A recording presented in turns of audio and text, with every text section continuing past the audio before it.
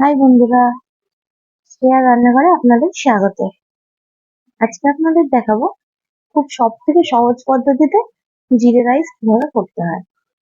সব থেকে easy recipe. দেখুন, একদম ঝরঝরে জিরে রাইস। আপনারা যে কোনো চিকেন পোলাও মানে যে কোনো কিছুর সাথে আপনারা সার্ভ করতে পারেন। দেখুন, তার জন্য কি কি ইনগ্রিডিয়েন্টস লাগছে সেটা আমরা একবার দেখে নেব।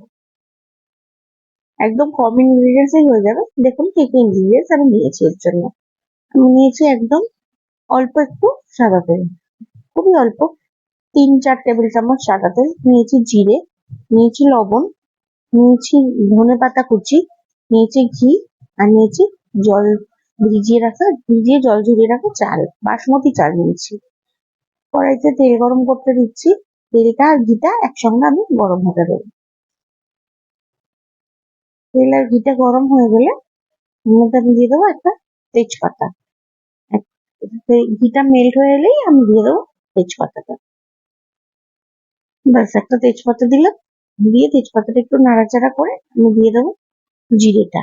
জিরেটা খুব ভালোভাবে ফোড়নটা হতে দেবো, যাতে জিরের স্মেলটা তেল আর ঘিয়ের সাথে খুব ভালোভাবে এসে যায়।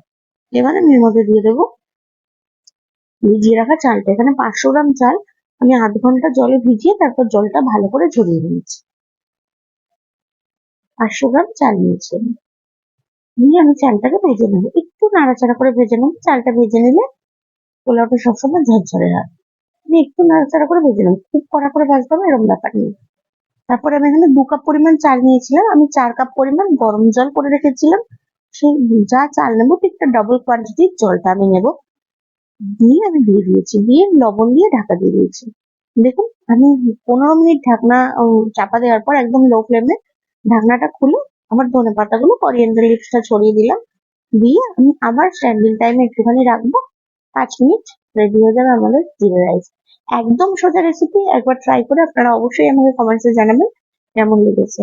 ইউটিউব থেকে যদি আপনারা দেখে থাকেন আমার চ্যানেলটা অবশ্যই সাবস্ক্রাইব করে দেবেন। আর ফেসবুক থেকে দেখে থাকলে লাইক, কমেন্ট, শেয়ার করে দেবেন।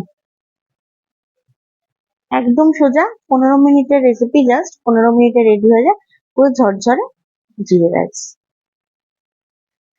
আপনারা পনির দিয়েও সার্ভ করতে পারেন, চিকেন দিয়েও সার্ভ করতে পারেন, একদম নিরামিষের দিনেও সার্ভ করতে পারেন। ভীষণ ভালো একটা রেসিপি, একদম কম সময়, কম ইনগ্রিডিয়েন্টস।